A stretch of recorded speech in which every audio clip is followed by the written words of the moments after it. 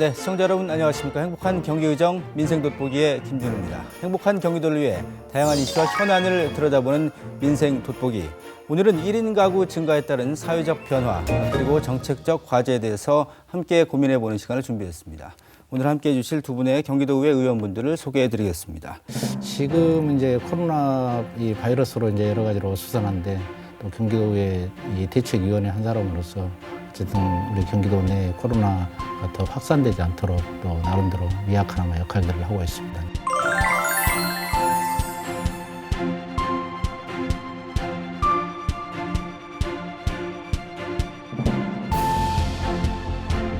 가계 가처분 소득을 늘려야 된다는 관점에서 이제 그 기본소득 문제를 중점적으로 다루고 정책을 좀 제대로 구체화시키고 실현시키는 쪽으로 제시를 좀 대안 제시도 하고 끌고 가려고 하고 있습니다.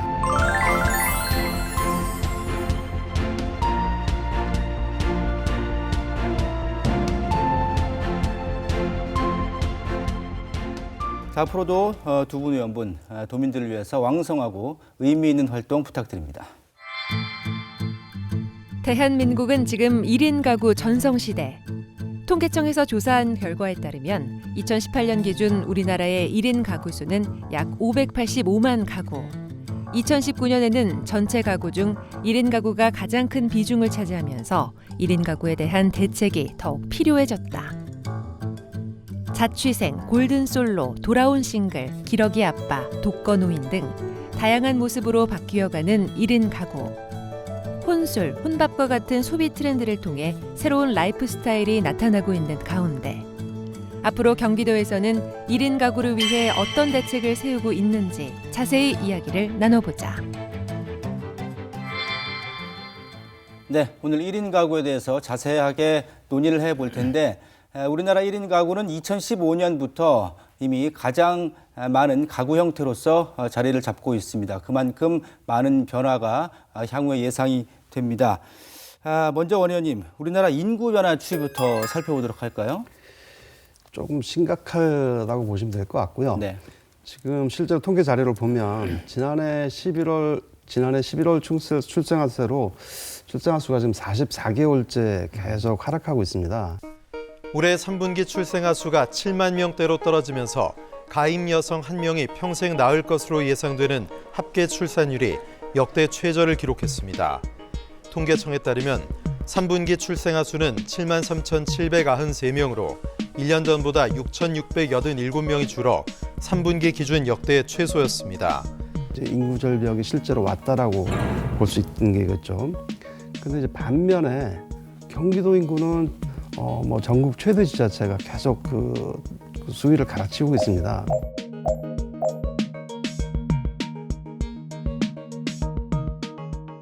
이건 사실은 자연스러운 현상 아니라는 거죠. 이거는 지금 전체 인구 수는 줄면서 가는데 저는 이 부분을 결국은 수도권 집중 현상이라고 볼 수밖에 없고 우리가 계속해서 그 여태까지 70년대 이후로 성장주의 정책 그다음에 계속 써왔던 그냥 성장주의 주도 정책 일변도로 계속 밀어왔던 것에 결국은 함축적인 함이 아니냐. 이렇게 그걸 자연스러운 트렌드라고 보기 시작하면 어떤 일이 벌어지냐면 대증요법적인 정책이 나올 수밖에 없다는 거죠. 그러면 그 정책은 대부분 실패할 수밖에 없고 그 대체적인 사례 중에 하나가 중요했던 사례 중에 하나가 결국 저출산 정책에 수조원을 쏟아부었지만 아무런 결실이 없었다는 것들은 굉장히 중요한 문제라고 볼 수 있습니다. 네.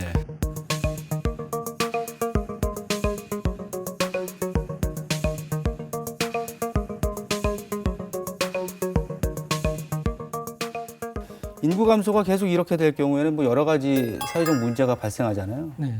이렇게 인구가 감소됨으로 인해서 이제 나타나는 문제는 어쨌든 이것은 곧 이 고령화 사회와 직결된다라고 이제 그렇게 볼 수가 있는 문제고 그렇죠. 네. 또 그렇게 되면은 곧 경제활동 인구가 줄어들고 비경제활동 인구들은 계속해서 증가하는 현상. 특히 노동시장과 소비 등 경제 전반에 대해서 이 활력 저하가 심화될 수 있다는 그런 부분들이 좀 우려가 되고 있고요. 결국 이런 인구 감소 문제는 이 경제사회 전반에 있어서 굉장히 큰 영향을 미칠 것으로 그렇게 좀 내다보여지고 있습니다. 일단 이렇게 뭐 비혼주의도 좀 많이 일반화되어 있고 혼인율이 떨어지다 보니까 역시 가장 눈에 띄는 것은 오늘의 주제인 바로 1인 가구의 증가인데 역시 우리나라도 아주 급증하고 있잖아요.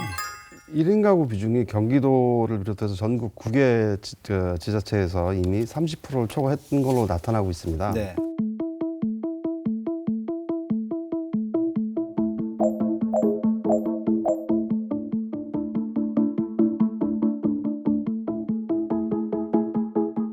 자, 1인 가구가 이제 등장을 하다 보니까 솔로 이코노미다. 이제 그런 시대가 왔다라는 용어도 등장을 하고 있습니다. 경제 전반에 영향을 미치고 있는데 어떤 부분들이 달라지고 있습니까? 네, 통계청에 따르면은 우리나라 2017년도 이 1인 가구 비율이 562만 가구로 28.5%, 이 37년에는 이 35.5%까지 갈 것으로 좀 그렇게 이 예측을 하고 있는 거죠. 즉 이제는 1인 가구가 가장 주된 이 가구 유형으로 이제 이미 자리 잡았다라고 네. 이제 볼 수가 있겠습니다. 소비나 경제 측면에서 좀 달라진 점이 있다라면 예를 들면 맛을 중시한 트렌드 그리고 또 이 생산품에 대해서 소파장 중심의 이 생산들이 이루어지고 있다고 볼 때 이미 이 경제나 소비 패턴은 1인 가구 중심으로 변하고 있다라고 그렇게 좀 볼 수 있을 것 같습니다. 1인 가구를 좀 자세히 들여다보면 이제 자발적 1인 가구가 있고 어쩔 수 없이 선택하게 되는 비자발적 1인 가구 이렇게 구분을 지을 수가 있겠어요. 실제로 지금 그 노인 빈곤은 뭐 우리나라가 지금 전 세계 1위고요. 그 노인 빈곤으로 인해서 발생하게 되는 60, 70대 이상의 이제 1인 가구를 또 구분해 볼 수 있고 또 최근에 와서 지금 경제적인 악화 사정으로 인해서 40, 50대에서 가정 파탄으로 인한 1인 가구가 많이 발생하고 있는 걸 보여지고요. 그리고 취업이나 학업을 위해서 이주하는 20, 30대 1인 가구 등 실제로 이 경제적 문제만 좀 해결된다면 네네. 상당 부분 줄일 수 있는 비자발적 1인 가구가 큰 폭으로 상승하고 있는 걸로 보여지고 있습니다. 네네. 뭐 흔히 말해서 화려한 싱글이 아니라 어쩔 수 없이 선택하게 되는 그런 비자발적 1인 가구는 결국 경제적인 문제로 귀결이 되는데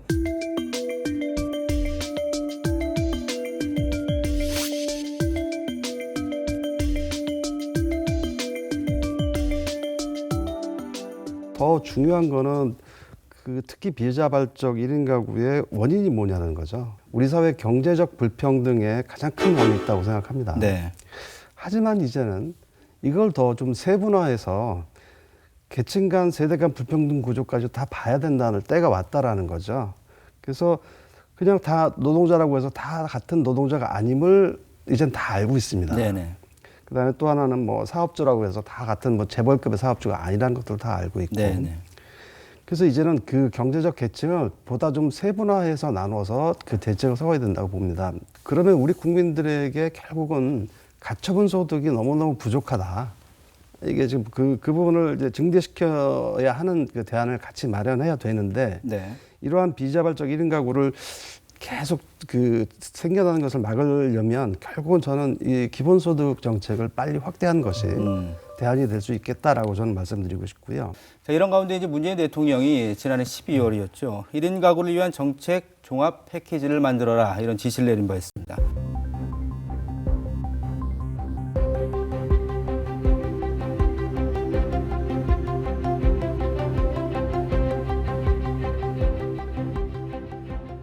일 1인 가구의 급속한 증가로 기존의 4인 가구 중심의 정책의 변화가 필요한 것이다. 이런 얘기인데. 그렇습니다. 이제는 1인 가구에 대해서 이제 주목해야 될 때다 아니면 늦었다라는 생각을 해보게 됩니다. 물론 일각에서는 1인 가구를 지원함으로 인해서 가족 해체 내지는 또 출산율 감소를 오히려 심화시킨다라는 그런 우려의 목소리도 있습니다만은 그런 이유로 인해서 또 1인 가구에 대한 정책을 게을리하는 것은 현실을 예면하는 이 무책임한 처사라고 그렇게 보지 않을 수 없습니다. 말씀 주신 것처럼 이런 문제를 좀 해결하고자 이제 정부에서 좀 대안들을 내놓고 있는 것 같습니다. 다행히 1인 가구에 대한 문제의식을 갖고 오신 문재인 대통령 지시로 지난 1월 17일 날 범정부 차원의 1인 가구 정책 TF를 진행한 것으로 알고 있습니다만 네. 아마 이 부분에 대해서는 5월 달에 맞춤형 정책 발표를 지금 하신다고 하니 저도 개인적으로 그 5월 달을 지금 많이 기대하고 있습니다. 네. 네네. 일단 5개 반을 구성을 했다고 하네요. 총괄 분석반, 복지, 고용반, 주거반, 그리고 사회안전반, 산업반. 일단 1인 가구 정책에 필요한 요소들은 배치가 잘 된 것 같습니다. 1인 가구가 지금 유럽은 상당히 일반화돼 있고 일본도 우리보다 조금 수치가 높은 것으로 알고 있는데 유럽이나 일본 같은 경우는 지금 그동안 어떻게 대응을 해왔습니까? 공공주택 공급하는 측면과 주거 비용을 지급하는 쪽으로 좀 나누고 있습니다. 그러니까 예를 들면 이제 영국 같은 경우는 청년 1인 가구나 고령 1인 가구를 위한 이제 공동 소형 임대주택이나 노인 보호주택, 그다음에 이제 뭐 공공주택들을 건설 공급하는 데 치중하라고 하고 있고, 네. 프랑스의 경우는 오히려 지금 주로 청년층 중에서도 소득이 없는 청년들에게 주거비를 지원해주는 형태로 지금 가고 있습니다. 그리고 일본에서는 이제 뭐 각 지역마다 노인 1인 가구를 위한 지역 통합 지원센터를 좀 운영하고 있고요. 그래서 제가 보기에는 크게 이 테두리내를 우리도 벗어나지는 못할 것이다라는 생각을 좀 하고 있습니다. 네네. 자, 경기도 역시 이제 1인 가구 비중이 뭐 모두에 말씀해 주신 것처럼 상당히 높습니다. 특히 이제 세대별, 연령별, 뭐 성별 얘기를 하고 있습니다만은 무엇보다 이제 독거노인분들을 위한 정책이 좀 그 중에서도 많이 필요하지 않느냐 이런 의견이 적지가 않거든요. 이분들 만나뵈면 뭐 어려운 부분들 많이 호소하고 계시잖아요. 네. 네. 이제 그런 부분들 말씀드리기 전에 2018년도에 경기도 가구 이동과 유입 가구 특성에 관한 이제 연구 보고서를 잠깐 보면은 앞서 원장님께서도 말씀하셨습니다만은 경기도 31개 시군으로 전입한 가구가 113만 3천 가구라는 거죠. 네. 그리고 이 중에서 1인 가구가 차지하는 비율이 54.9%라는 겁니다. 따라서 독거노인 등 고령층 등의 비자발적인 이 1인 가구에 대한 복지 서비스 등 보다 구체적이고 이제는 세분화된 그런 정책들이 좀 필요할 거라는 말씀을 좀 전제해서 말씀드리고요. 네. 말씀 주신 것처럼 이 지역에 다니면서 독거노인들을 보면서 늘 느낀 점은 이 아직도 현재의 복지 정책으로는 이 소위 말하는 복지 사각지대를 해소하는데 한계가 있다. 분명한 한계가 있다. 따라서 이제는 지역사회 민관 이런 그 네트워크 구축을 통해서 사각지대를 발굴하고 해소하는 문제와 더불어서 말씀 주신 것처럼 이 최소한의 기본소득을 보장함으로써 이제는 인간의 존엄성을 유지해 물론이고 또 수요자 특성에 맞는 그런 맞춤형 일자리나 또 역시 수요자 특성에 맞는 그런 취미생활 등 다양한 그런 대응이 이제는 좀 필요할 때라는 그런 생각을 좀 해보게 됩니다. 공영 장려 서비스에 대한 지원 관련한 조례 추진 어떤 내용인가요, 구체적으로? 아시다시피 이미 지금 베이비 부머 세대가 이미 고령화에 이제 진입 시작이 된 거잖아요. 네. 네, 그래서 궁극적으로는 초고령 사회를 피할 수 없는 이제 이 여건을 갖추고 있다라는 측면에서 또 그렇게 되면 1인 가구는 계속해서 증가될 거고 마찬가지 이 무용고 사망자 역시 증가될 수밖에 없는 부분이고 이런 문제는 또 다른 사회 문제로 대두될 수밖에 없다라는 생각을 해보게 된 거죠. 네. 그래서 무용고 사망자에 대한 그래도 적어도 최소한의 이 마지막으로 가는 길인데 인간의 존엄성 정도는 지켜주는 게 정말 중요한 일이고 또 어쩌면 이게 우리 후세들의 이 도리가 아닌가라는 생각을 해보게 된 겁니다. 그래서 사회적으로 그리고 지방정부가 좀 더 책임성을 좀 담보해낼 수 있도록 지방자치단체장 등의 책임들을 좀 담보하고 또 강화시키는 그런 내용들을 좀 명확히 하고자 이제 이번 조례를 발의하게 됐던 거죠. 네. 경기도민의 한 80% 가까이가 잘 모르는 네, 그런 네. 내용이고 네. 그러나 취지를 설명했을 때는 90% 이상이 꼭 필요한 그런 내용이다. 이런 의견도 작년 있었어요. 12월 달에 사실 이 공영 장례식장에 대해서 우리 도민들은 어떻게 생각할 것인가라는 생각들을 이제 해보게 되고 그래서 도민 인식조사를 한번 해보게 됐던 거죠. 필요성에 대해서는 뭐 열의 9, 약 89%가 당연히 이 제도는 좀 필요하다라고 좀 이 도민들이 인식을 하고 있는 것 같습니다. 자, 이제 주거 문제를 좀 얘기해 보죠. 가장 핵심이죠. 또 가장 심각하기도 하고 1인 가구 증가에 따라서 이제 주거 형태도 뭐 다변화되고 있는데 좀 설명을 해 주실까요? 지금 현재 1인 가구들이 선호했던 것들은 되게 젊은 층 같은 경우들은 직장 근처에 있는 오피스텔이나 원룸들을 선호해 왔습니다. 네. 근데 이제 이 높은 월세로 자꾸 이어지다 보니까 지금은 쉐어하우스나 또는 뭐 고시원, 심지어는 비닐하우스 같은 뭐 이제 비주거용 공간에도 광범위하게 거주하는 것으로 나타나고 있는데요. 네. 이제 결국 문제는 비용인 거죠. 자, 작년이었죠. 12월에 국민과의 대화에서 문재인 대통령이 이제 주택 공급 관련한 내용도 언급을 한 바가 있습니다. 소형 주택을 이제 30만 원을 공급하겠다. 뭐 신혼부부용 45만 원, 또 청년 주거용 75만 원 공급 정책 이제 진행 중에 있다 이런 언급도 한 바가 있습니다만 소형 아파트 그러니까 66제곱미터 이하의 아파트는 2.48%로 나오더라고요. 이게 지금 현실적으로 좀 공급 이야기가 문 대통령의 언급처럼 좀 현실화될 수 있을지 이에 대해서는 어떻게 보세요? 가급적 좀 속도를 내야 된다고 봅니다.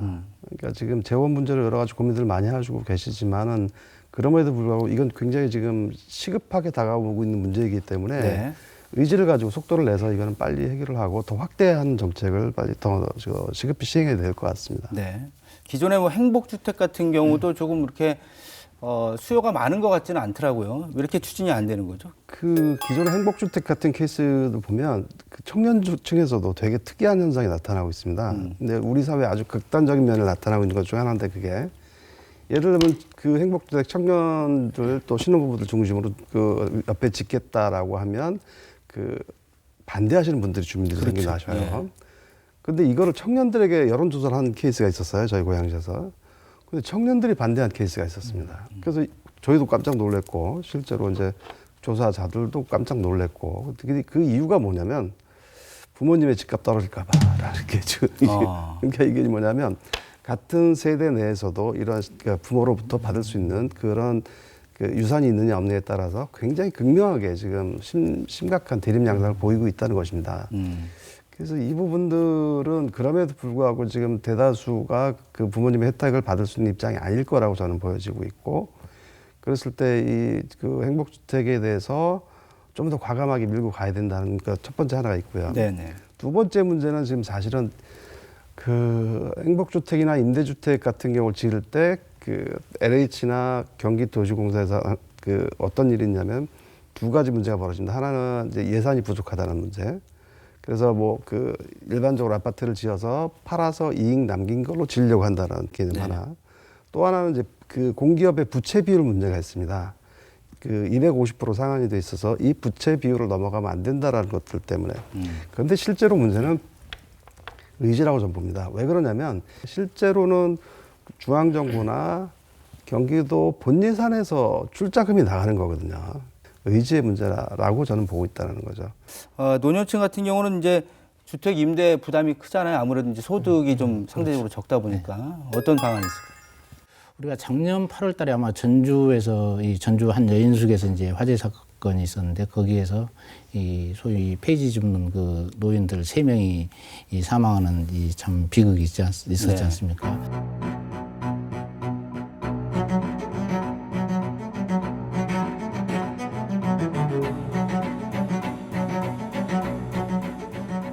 이런 것들이 아마 이 우리 노인 이 주거복지 단면을 보여주는 그런 사건이 아닌가 싶은 생각을 해보게 되는 거죠.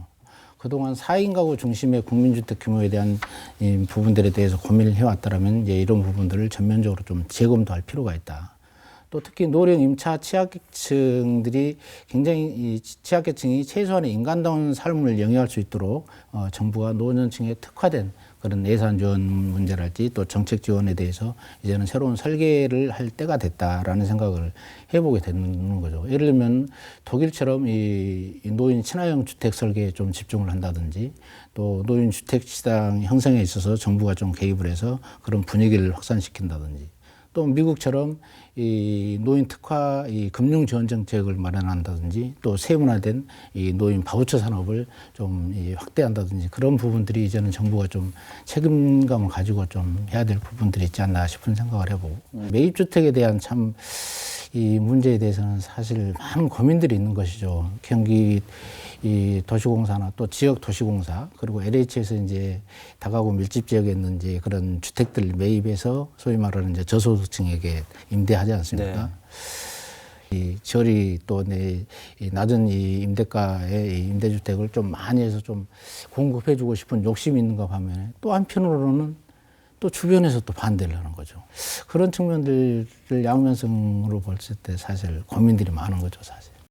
구도심에 아주 그 재개발을 해야 될 40, 50년 넘은 이제 그 집주인들이 거의 뭐 수리비는 안 내고 차라리 임대료 깎아주는 수준까지 가게 되면 완전 슬럼화가 되는 정도죠. 네네. 그쪽 임대료가 싸다는 이유로 그쪽으로 몰려들게 됩니다.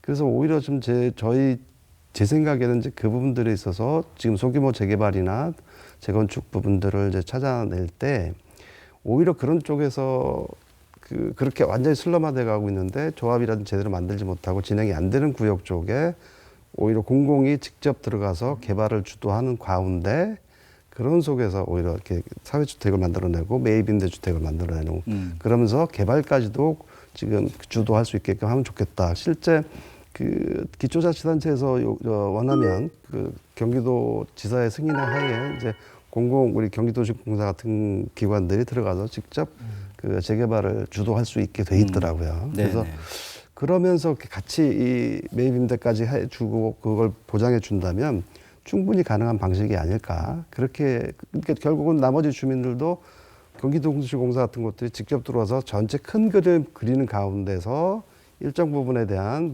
매입임대와 또 저속층을 위한 임대 사업들을 하겠다라고 하면 그분들도 이익이 되고 이쪽도 이익이 되기 때문에 충분히 가능하지 않을까. 근데 여태까지 그 카드를 한 번도 안 썼더라고요, 보니까. 네.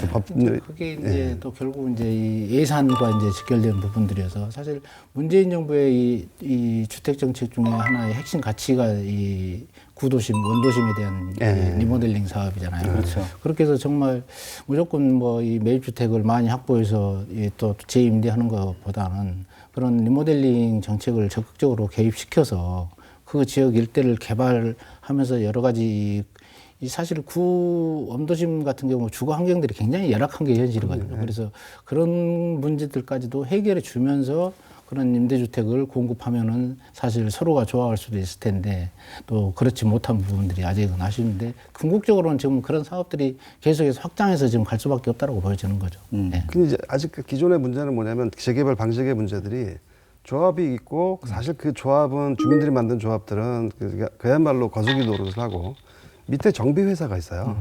이 정비회사가 대개는 대규모의 건설사나 지원을 받아서 이 정비회사가 밑그림을 다 그리고 조합에 자료를 주고 그 조합은 그냥 그 순서대로 법률적 절차에 의해서 이렇게만 하게 돼 있거든요. 그래서 이 부분을 이 정비회사가 그동안 그래서 자본도 많았고 네네. 조합장의 문제도 많았고 그래서 이 부분을 차라리 공공기관인 경기도시공사 같은 기관들이 들어와서 직접 하면서 그러면 수수료를 받을 수 있습니다. 네. 주민들로부터.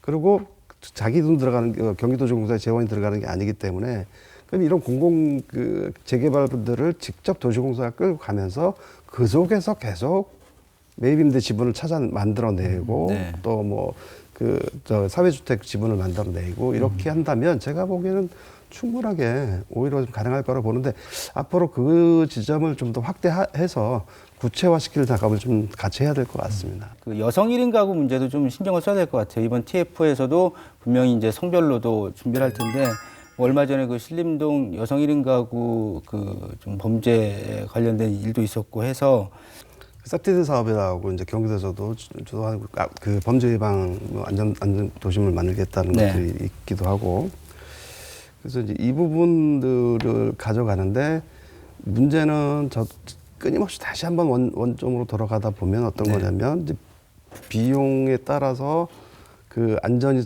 담보되지 못하는 예를 들면 그 아주 낙후된 도심 쪽으로 자꾸 들어가는 거에 문제가 시작됩니다.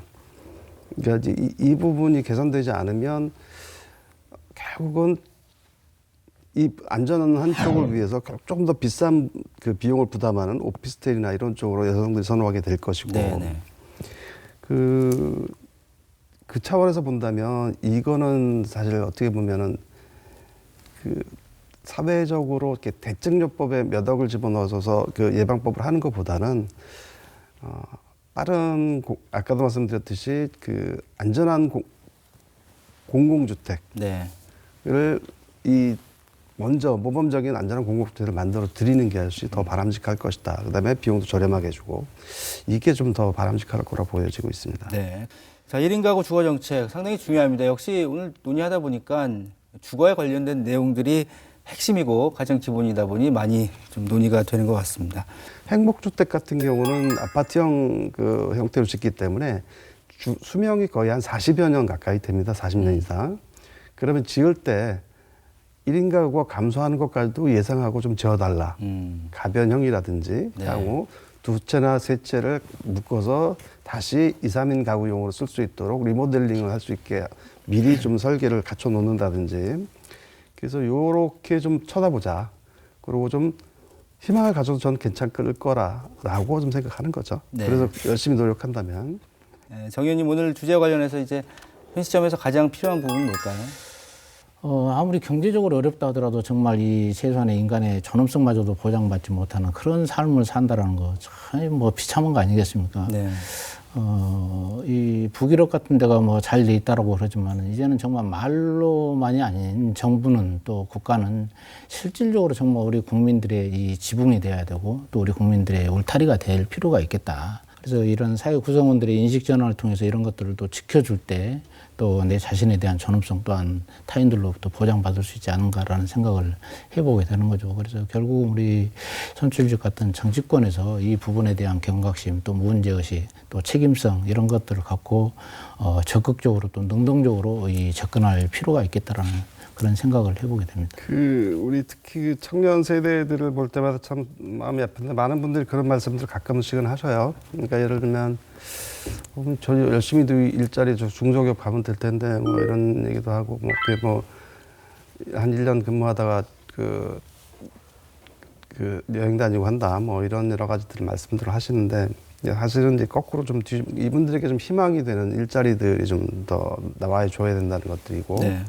또 한 가지는 만약에 중소기업자 그 이하의 자영업자들한테도 마찬가지일 텐데 이게 지금 이제 대기업이나 중견기업하고 임금 구조 자체를 이제 따라갈 수 없을 수준의 중소기업하고 자영업자들이 되어 있습니다. 그래서 이 부분들은 결국은 정부 보조나 기본소득 형태로 뭔가 보전 조치가 이루어지지 않는다면 중소기업을 운영하시는 분들도 굉장히 힘드실 거고요. 또 그 중소기업에 취업해 있는 젊은 청춘들도 굉장히 미래가 암담해질 거라는 거죠. 네. 이제 그런 차원에서 첫 번째는 이해해 주십사 하는 거 하나고 청년들을. 두 번째는 실제로 이 청년들이 많이 잘 써야 됩니다. 일반 국민들이 써야 되는 게 왜 그러냐면 실제로 보통의 분들은 재산세나 이런 것들이 없으셔요. 80, 90%는 안 내시는데 우리가 사실은 간접세 부분이라는 게 있습니다. 그렇죠. 예. 그러니까 우리가 먹고 쓰고 마시고 또 뭐 차를 타고 다니는데 여기에 전부 세금이 붙어 있습니다. 간접세 형태로. 그러면 이 대개 국민의 80% 이상은 어마어마한 간접세를 이미 내시면서 살고 있는 거죠. 네. 그래서 그 부분에서 그 청년들의 기여도는 엄청 크니 이러한 부분까지도 이해를 하시면서 좀 더 우리가 좀 미래 세대를 위한 생각을 해야 되지 않겠냐는 생각을 좀 드리면서 앞서서 말씀드렸지만 토지임대형 환매조건부 정책에 대해서 이제 국회하고 그 중앙부처 같이 협의 좀 해서 좀 구체적으화 시키는 작업들을 하려고 하고 있고요. 또 하나가 이제 아까도 말씀드렸지만 기본소득 정책을 단순한 이게 계속 말씀드리는 게 복지 정책을 이미 넘어선 경제 정책이다라는 것들을 좀 증빙 자료를 지금 계속 연구를 할 수 있도록 그 연구 해당 부처에 좀 얘기를 하고 있습니다. 그래서 네. 그 연구 결과물들이 나오면 이 내용이 어떤 건지를 더 쉽게 많은 국민들이 이해하실 수 있도록 해드릴 수 있을 것 같고요. 또 하나 이제 올해 건드리고 싶은 게 이제 노동시장 내의 불평등 구조에 대해서 이제는 구체적으로 얘기를 우리 세대가 먼저 얘기하지 않으면 네. 잘못하면 젊은 세대로부터 굉장히 격한 저항을 받을 수 있기 때문에 우리가 먼저 물꼬를 터줘야 됐던 생각에 그 부분을 많이 좀 얘기를 하고 개선책들 대안을 만들어 드리고자 합니다. 자, 오늘 1인 가구의 증가에 따른 사회적 변화 그리고 정책 과제에 대해서 논의해 봤습니다. 앞서 말씀드린 것처럼 이제 5월에 정부에서 관련 대책을 발표한다고 하니까 많은 분들이 공감할 수 있도록 빠짐없이 빈틈없이 정책을 잘 수립했으면 좋겠고요. 무엇보다 방향성이 어떻게 잡힐지가 좀 궁금한데 시간이 좀 없습니다만은 연령, 또 성별, 주거, 안전, 복지 두루두루 빠짐없이 잘 챙겨서 대책이 좀 잘 나와줬으면 좋겠습니다. 오늘 함께해 주신 두 분께 진심으로 감사 말씀드리겠습니다. 고맙습니다. 고맙습니다. 네, 고맙습니다. 네, 이번 시간은 의원 스타그램 시간입니다. 오늘의 주인공 바로 만나보실까요?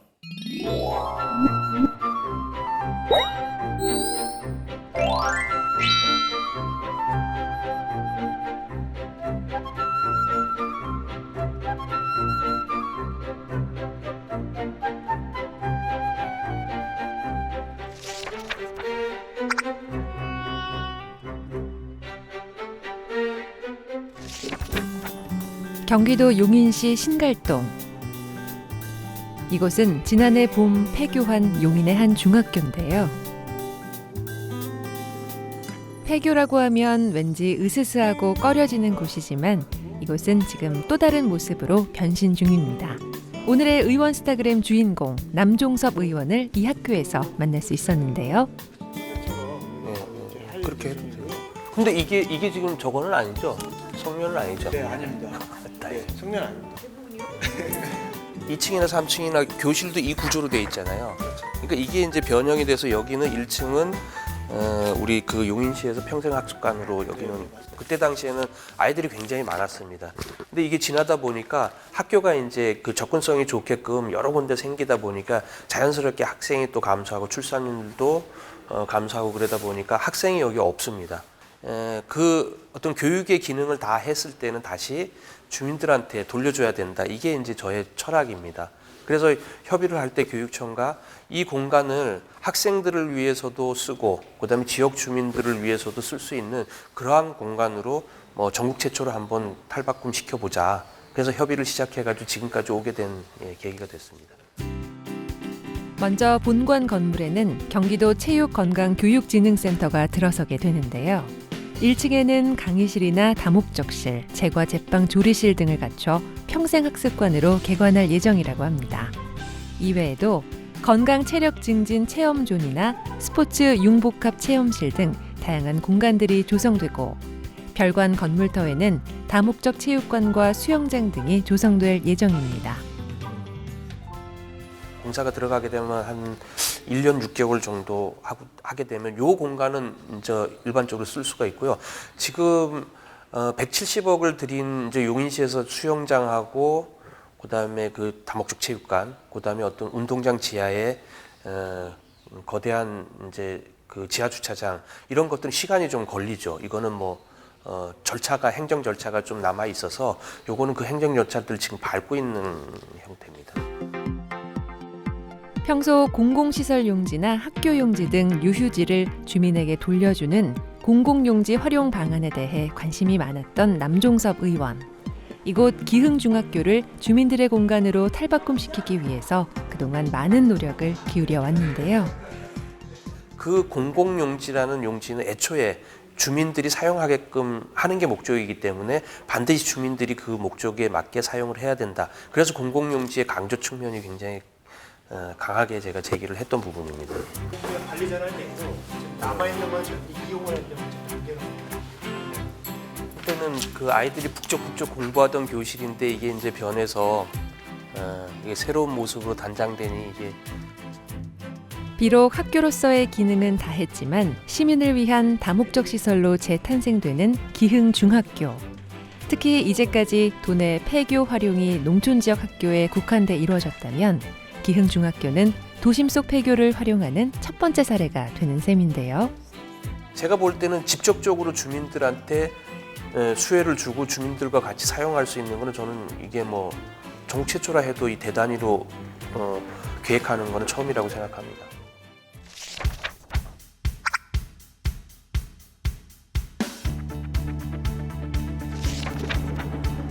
용인시 기흥구 구갈동의 한 공원.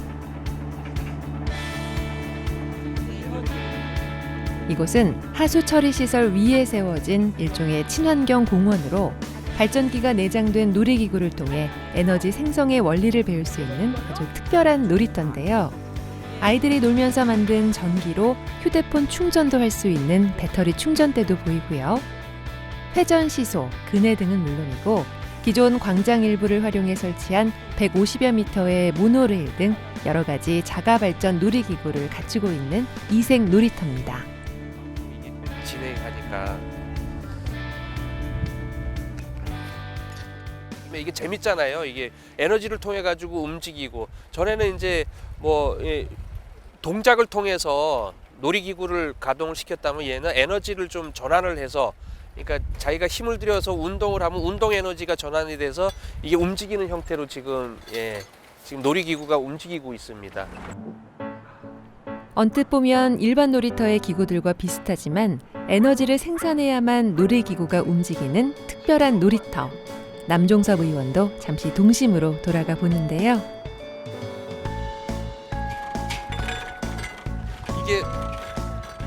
이게 아이들이 초등학생들은 굉장히 재밌어할 것 같아요. 이렇게 가면 이게 네. 이거 굉장히 제가 볼 때 재밌습니다. 이게.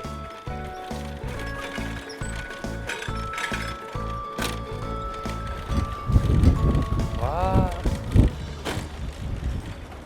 아이들은 혼자 노는 게 아니라 함께 노는 놀이터를 되게 원하더라고요. 어른들하고 어린이가 함께 고민하고 머리를 맞대서 만드는 결과물이라고 보시면 될 것 같아요.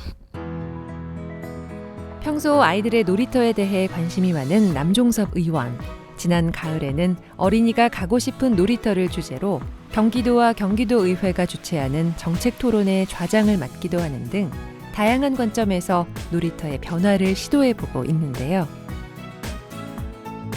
아이들이 행복한 도시, 아이들이 원하는 놀이터, 앞으로도 계속해서 만들어가는 것이 남종섭 의원의 목표라고 합니다. 그러니까 특색 있는 놀이터를 그러니까 이곳은 만약에 에너지 놀이터, 그다음에 저쪽은 상상 놀이터, 뭐 이쪽은 자연 친화적인 놀이터, 그다음에 저쪽에는 좀 고학년들이 놀 수 있는 액티비티한 모험을 즐길 수 있는 놀이터, 이런 다양한 놀이터들이 만들어져야 된다라고 생각을 하고요. 지금까지 구성을 보면은 거의 비슷한 형태의 놀이터가 존재를 했어요. 근데 이거는 지금 이제 바꿔야 될 시기가 온 것 같아서 저는 지금 그거를 준비하고 있습니다.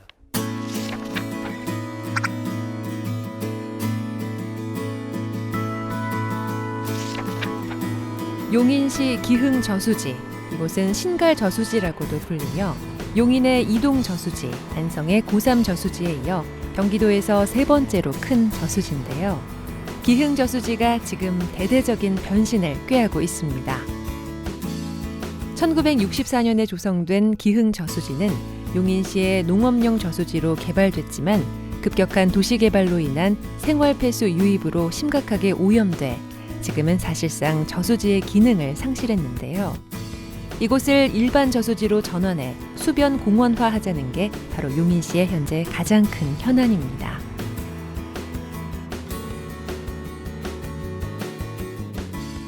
네, 지금 보시다시피 한참 이제 공사가 좀 진행이 많이 되고 있는데요. 그러니까 둘레길이 지금 이 폭보다 더 넓게 저 강 건너 쪽으로 둘레길이 다 조성이 지금 거의 마무리가 된 상태입니다. 그러니까 아마 올해 안에 그러니까 자전거하고 유모차를 끌고 이 둘레길이 완벽하게 조성될 그 예정으로 있는데요. 현재 기흥 저수지를 휘감고 있는 둘레길 조성이 한창인데요. 지금까지 약 7.4km 구간이 준공을 마쳤습니다. 둘레길 외에도 체육시설, 야외 음악당 등을 건립해 시민들의 여가 휴식과 함께 운동도 할 수 있는 명품 유원지로 개발한다는 게 최종 목적인데요. 그래서 1차적인 목표는 둘레길을 완성하고, 그다음 둘레길 완성 뒤에는 저쪽에 보면 지금 봄 되면 이제 벚꽃이라든가 뭐 이팜꽃이라든가 이게 꽃나무들이 좀 식재를 해서 봄 되면 정말 그 옛날에 우리가 꿈꾸던 나의 살던 고향은 뭐 꽃이 피는 어떤 그러한 좋은 수변공원으로서의 역할을 다 하리라고 보고요. 사실 용인시가 기흥 저수지 수변 공원화에 이렇게 힘을 쏟고 있는 건 기흥 저수지가 갖고 있는 특수성과 엄청난 수요 때문인데요. 수원시와 오산시 등 인접 지역에 걸쳐 있는 기흥 저수지가 수도권 남부 지역 약 300만 시민의 휴식처로 부상할 수 있는 가치 때문입니다. 이에 따라 용인시는 몇 년 전부터 기흥 저수지를 호수공원으로 만드는 작업을 펼쳤고 많은 진전을 이뤄냈습니다. 지난 9대 도의원부터 오랫동안 기흥 저수지의 수변 공원화를 주장해온 남종섭 의원 역시 누구보다 기흥 저수지의 변화를 기대하고 있습니다. 전체적으로 이 공원 전체를 갖다가 수변 공원화해서 군데군데에 특색 있는 그 공원으로, 그러니까 지금 기획을 하고 있는 그 상태입니다. 해야 될 일이 지금 아직도 많이 남았어요, 이쪽에.